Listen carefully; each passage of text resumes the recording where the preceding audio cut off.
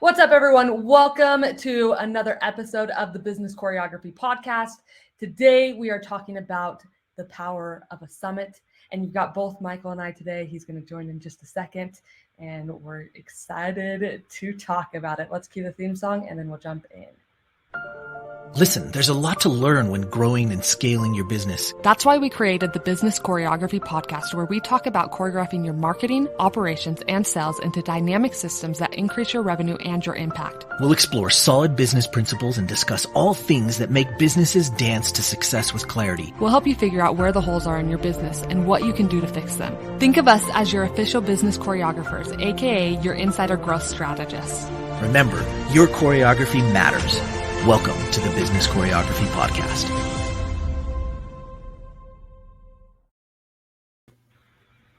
Awesome. Rock Let's and do roll. it. I'm excited to talk about a summit. We've got lots of good stuff for you today. As always, if you're just listening to this, you can also go and see it because we do pull up slides here and there. And so you can go and watch it on YouTube and you can check out what's actually on the screen and see us. So, but listening's good too. That's always great. Sometimes you're on the go and you're listening while you're riding your bike or you're running, exercising, whatever it is that you're doing. Maybe you're driving somewhere. So we are going to start with what is a summit. Sometimes people don't know what a summit is. And then we'll be going into, all of the whys behind the summit. We have some cool stories to share with you. We just helped someone. They just got through their launch of a summit and it went really well. So we're excited to share some of that with you. And then we're going to show you the structure, the funnel structure of a summit. And then we'll end up with choreography as always. We always got to add in the choreography. So Michael, start us off with explaining what a summit is. All right. Summits are super fun. First of all, there are a lot of different marketing strategies and tactics that are being taught and shared around the world these days, especially with the mass movement onto the internet, and everybody's getting involved. And so I would say probably 4 or 5 years back, summits were the hot thing. That everybody had to have a summit and everybody was teaching their version of it and whatnot. And then it sort of fell out of favor, but that's only because it wasn't the new hot candy. There were other things that came up. That doesn't mean by any way, shape, or form that summits don't work or that they're not valuable. In fact, to this day, as Lexi had mentioned, we have a client that just launched a summit and they killed it. And it was really great. And it did all the things that we were hoping it would do. And so there's some really great reasons and benefits for doing a summit. And we'll get into those as we go. But let's start with just what it is. The summit can be called a lot of different things. You could call it a summit. You could call it a convention. You could call it a congress. You could call it, I don't know. I've heard all sorts of different names, right? So there's a lot of different names for it. But the general idea and the reason summit is the general term for the concept is because if you think back to like diplomats, they meet at a summit. And the reason it was called a summit initially when diplomats and negotiators would meet is because they would typically meet at a neutral ground on the summit of a mountain between their two different countries, and it was a safe space. And so they would meet at this safe space and all the best minds and thinkers would show up and they would have a safe conversation to negotiate either a treaty or the next thing, or they would educate or whatever. And then the idea and the name stuck. That was from the old days, right? So now summits just basically mean that it's a collection of really great thinkers in a certain area, a niche, a concept that you're teaching about, some kind of idea that you are promoting, and you're bringing those people together and you are allowing them to share their ideas. You're expanding the horizon of your people, and there are a whole lot of cool benefits that come from it. So the summit idea is basically gathering experts in the field or in a bunch of fields that support the actual summit's concept. So you might have a summit about, let's say, homes, right? So building Homes. just homes in All general, right. right? Homes, and you need people that are designers, you need people that are building homes, you need people that are handymen, you need people that are property managers, you need real estate agents. So those would all be the experts to come and talk about homes. I know that's a really weak subject. That's what That's came to my really mind. vague. No, Yeah, it's good though.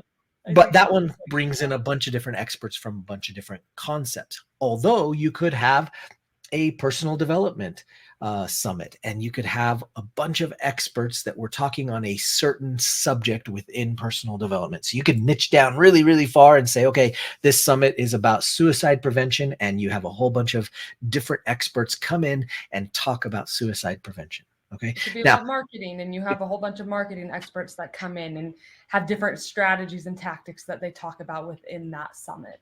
indeed.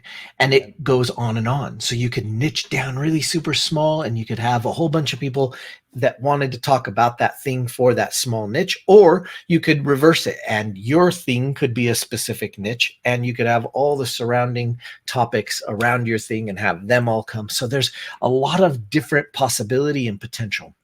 And it could There, be live, or it could be in person, or it could be online. I think for the sake of today, we're going to talk a little bit more from the perspective of an online summit or an online convention, right? Not necessarily a live, but you could take this setting or this concept, and you could put it in a live setting. But we're going to talk about it from the perspective of, let's run this all online. Let's run the summit all online, get a whole bunch of people together, and then we can sell this thing. We'll talk a little bit more about the strategy and the concept of what you can do with that.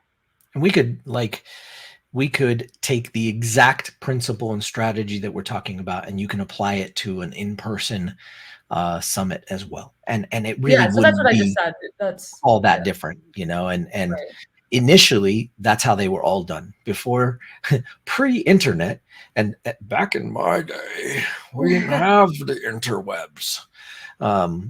Those web, spider things. How do we do? No, that was in the old days. We used to actually show up at an arena. Every Thousands of episode us. we have something where it's back in the day. Back in the day. We should have that as part of our episodes. I guess. No, literally though. I mean, I used to get tickets to go to an arena, and they would have all the speakers there, and so they'd fill the arena with 35, 50,000 people and have these speakers come in and teach and talk and sometimes sell things. So there's lots of different ways to do it. But today we'll just talk about it from an online perspective, because you can extrapolate how to do it in an in-person space. And a lot of people are going back to that, so don't rule it out. So yeah, pretty cool. Sure. Okay, so the why behind a summit. It's a very, very cool tool to utilize to gain a lot of leads into whatever it is that you're talking about. And so if you gather a whole bunch of experts together, and all of these experts have the list of people that you want to be talking to, and have the list of people that you want to sell your product to, we should say, right? And if you can gather them or you can utilize those people to get more people onto your list. So Michael, talk a little bit more about that. I love that perspective on gaining your own list, right? So if you're a business owner right now and you aren't building your list, and I don't care what product or service you're selling, it doesn't really matter. Yeah. If you're in business, you need to build a list, because if you're depending on any other platform, any social media platform, any other person's platform to supply you with leads, and you aren't collecting those leads, your business is one step away from failing. So if you're that person, if you're in business right now and you aren't collecting leads, I don't care what you do. You could sell pizza and you still need leads. You still need to collect those leads. You still need to build a list, right? So it doesn't matter what it is that you're doing. If you're in business, you need a list, and summits build lists beautifully, right? And I love that what Lexi said about tapping into the audiences of your speakers. And this is a great side benefit, right? We call it Dream 100, right? It's partnerships. It's integrating these partnerships into your business and infusing your business with life, because you could potentially be bringing your customer to you Right. because they've already collected them. And that's so cool. How cool is that, right? You can leverage somebody else's audience. And I say leverage because you're not going to steal them. There are some instances where you run a summit with a bunch of competitors, and you might think, well, gosh, why would I do that? Well, because maybe you have customers on your list and maybe they have customers on their list that haven't bought from either one of you. And if you make a good deal with that competitor, you might say, well, they're not buying from me. Maybe they'll buy from you, and maybe I can actually gain some profit from that, or maybe they can gain some profit. And we all rise in the tide. We love that saying, all boats rise in the tide. And that is huge, right? So I should put on our boat there just so that we can remember that. There we go. If you're watching, you can see our background is a boat. There we go. Because we're all going to rise in the tide. And that is really, really cool if you are indeed using other people's audiences. Now, there's some other benefits, right? There are other things that we can benefit. Not only are we going to build our list, not only are we going to Sorry, go for it. not only are we going to get other people's audiences and leverage that, but what else, Lex? We also can gain a lot of credibility by doing a summit, because here's the general concept.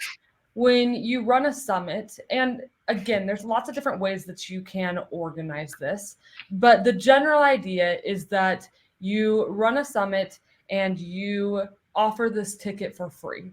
And people can come in and they can see these interviews for a certain period of time. And then you come in and you do an upsell, you do some type of VIP pass. And this VIP pass is going to be, $47, $97, sometimes it's higher. And that allows them to get access to all of the replays and other bonuses. And so then what you're doing is you're gathering a whole bunch of people, you're interviewing them. Then they are telling people, hey, I'm a part of this summit. They tell their list, you're gaining that list, but you're also being seen with all of these people who are already in this space. Say it's the marketing world, right? Say it's the marketing world, and you get all of these people who already have lists of people that you want to be talking to, and you're not quite at that level, right? Maybe they're an A player, maybe you're a B player right now. And if you start to be seen with all of these A players, well, your credibility is going to go up so quickly, because you're going to do all of these interviews, all of these people are going to see you, and now you start to become that A player too, because you were seen with them. So it's kind of like Oprah. Yeah, a little right? bit like Oprah. Yeah. She interviewed all these people throughout all of the years, and now she has massive credibility, so much so that she could start her own TV network and be considered a personal development expert because she has interviewed everybody. And so people automatically trust her and believe her. And if she says, this is what you should do, they believe her because of course she studied personal development, and of course she went to school and got degrees and certificates and all those things, right? Well, I don't know for sure. Maybe she did, maybe she didn't. But the theory behind it is she interviewed all those people. So that massive credibility is huge. It's huge. Yep. The other thing that can happen with this is because you are trying to utilize these other people's lists and you're interviewing them, you're not necessarily paying for those leads. And so when you come in and you offer that free ticket and then you do this upsell, all of a sudden you're making money to get the leads to come in the door. You didn't pay for them through advertising, because that's usually like the general idea is, okay, well, I'm going to put a Facebook ad up and I'm going to put a certain amount of money in to get that lead, but you haven't made money yet. And you have some cost per lead and you're hoping to recover that later. With a summit, it's really cool because you're utilizing other people's audiences and you're utilizing connections. And now you are getting paid through your VIP, because you'll have a certain percentage that will take that VIP pass, and you're getting paid to get a lot of those leads. And I love it's that. just a really, really cool idea. Monetization. You mean you can monetize something that was free? Yes, of course, because Yeah, when you can add massive value to your future potential clients, they yeah, start to look at it and go, oh man, I gotta have that. I gotta have that VIP pass. I gotta have that upgrade, that upsale, because right, that's going to add more value to my world. But you get to start by adding that credibility, and you get to start by adding all sorts of value and over delivering for a new audience that maybe doesn't know you. And that is huge. Now, there's another one on the list, and that is back-end sales. Oh, this is lovely because you can do this on the tail end of the summit, or you can not do it at the tail end of the summit and just get into your good, solid email marketing plan that you have, right? Because you have a good, solid back-end email marketing plan that you can actually send them emails and start to market to those people that are your new customers. You can start to add value to them. You can tell them your story. You can get them familiar with your brand and what you do, and you can continue to add more value to them before you ask. And then you can ask them, hey, maybe you'd be interested in our service. And that would be cool. That would yeah, be really cool too, right? So that's yeah, five. I think we listed, and we could probably go on and on and on, right? But we listed five, 1, 2, 3, 4, 5, right? So you can build your list. You can get your Dream 100 connections, which will help you with your business later on. You can build massive credibility. You can monetize in the summit, and you can actually create back-end sales after or at the tail end of the summit. right. Man, Very these cool. are some really amazing benefits for Yep. doing a summit. It's a lot of things all packed into one little package. Right. So just a quick example, because we told you we would tell you about somebody that just launched last week.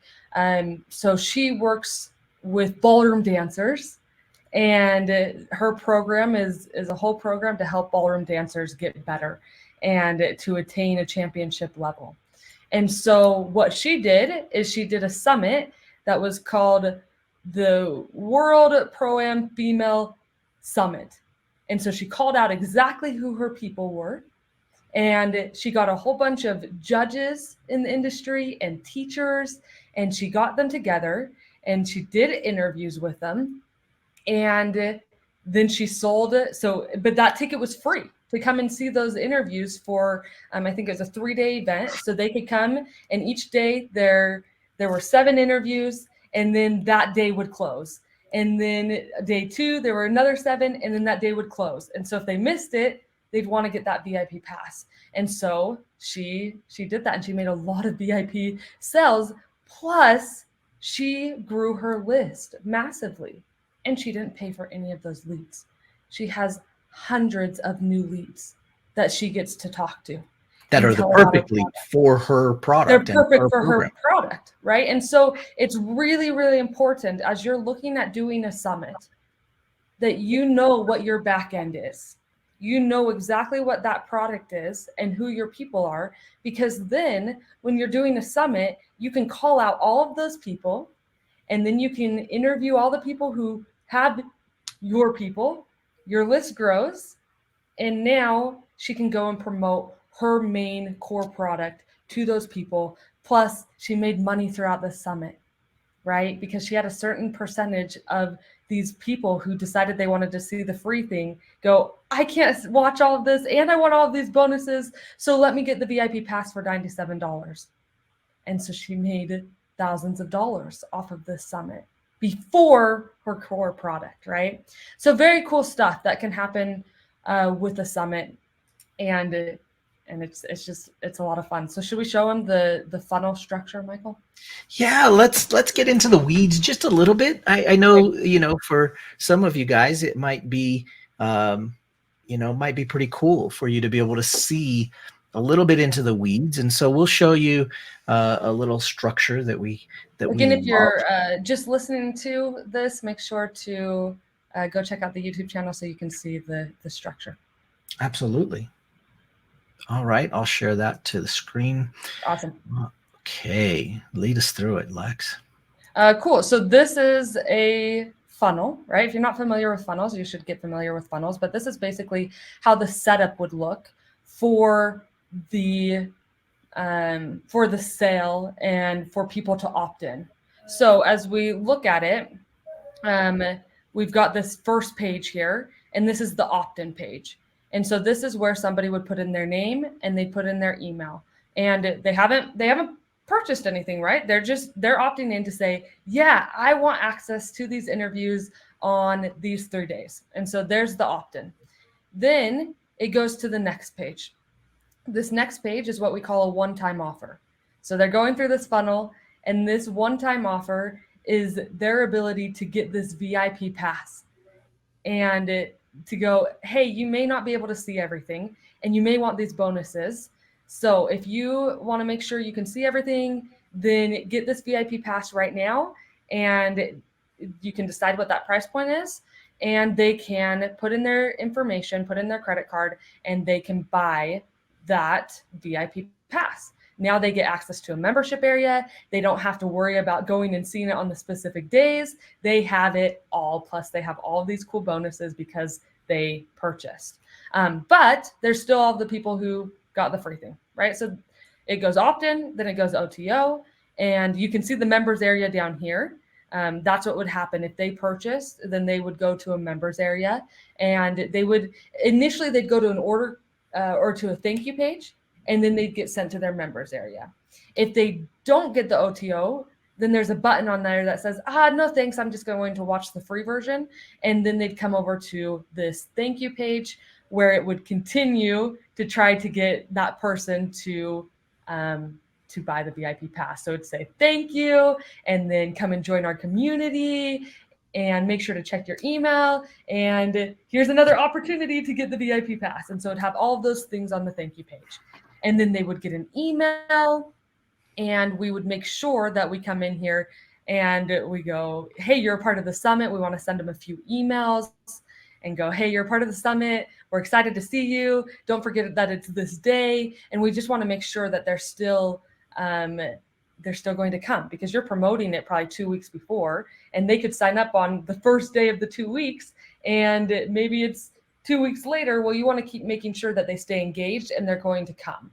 And this can get as complicated as you want. You could look at it and go, okay, for all the people that purchase the VIP pass, I'm going to send them a different direction. And for all the free people, I'm going to send them this direction. But we can basically look at it and go, okay, generally, we need a thank you email for everyone who signed up, and we need to make sure that they come and attend, or they get into their membership area and they consume the material.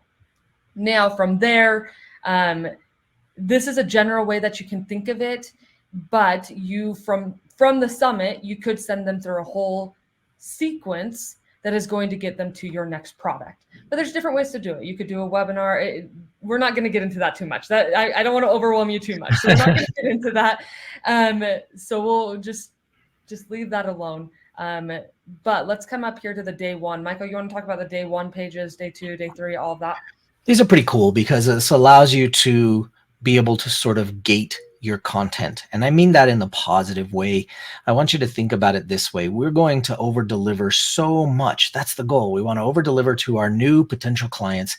And so we're going to put all of the summit videos for day one on a page, and we're going to give them access to that page. We'll send them an email to remind them, and then on day 2, this first day will go away, and all of the interviews will be on that page. You've got to make sure that you put a lot there. So you want more than they can consume. That helps to promote your VIP pass.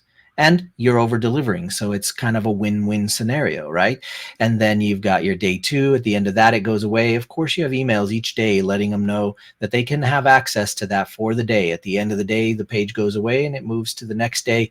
And you do that for, anywhere from 3 days. I've seen 7-day summits, 1 or 2 day summits, not as often because it doesn't really fit the strategy. That's not really what's happening there. Now, it could be that your summit is a paid strategy from the upfront, and then you would change the overall whole of this entire map. But honestly, you need to really understand what it is that you're going to do to get them to your core product, like Lexi was saying earlier. And so that kind of gives you a quick overview of what the map could look like. And literally that's a very general map, because each person's summit is going to be slightly different depending Yeah, you have upon slightly different choreography, slightly different things that are happening per whatever your thing is, and everybody's unique, right? So yeah, you got to have your special thing in there. You got to have your special process, and your bonuses might be different. Your upsales might be different, you might and have 2 upsells. You might add another page. you might even choose. I've seen a few summits that have no upsales, and they're playing a long-term game, but they definitely have a strategy. So if you see something like that, you go, well, they're giving it all away for free. I guarantee you they have a strategy that's going to monetize it later in some way, shape, or form, right? It's fine if you have the ability to give away things for free. If you're building goodwill, if you're building a brand, understand that. But realize that the nice part and the beautiful thing of a summit and this particular strategy is that by giving away your summit for free on the front end, if you have a way to monetize it, you can actually use that to your advantage, because that is giving away great goodwill. That is giving away some really great effort, and it's going to cost you something. It's going to cost you time, effort. It's going to cost you some money to put on this summit. And all of that comes across as goodwill, because you're bringing across great information for your new potential client. Yeah, and something to note for the speakers, everyone's always like, well, how do I get them on board to want to be a part of this? Well, it's usually enticing for them for a couple of reasons.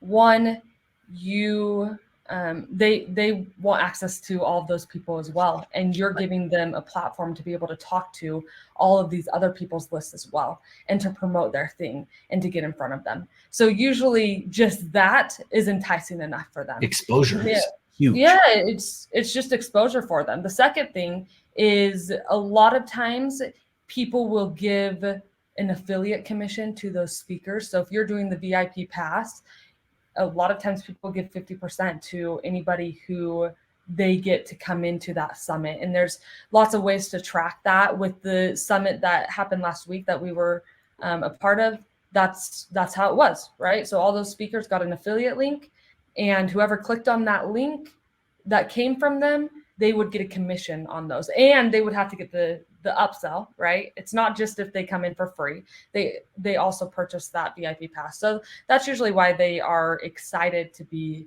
a part of it. But a lot of people will just do it for the exposure. Absolutely. So. I know I would. Yeah. Right.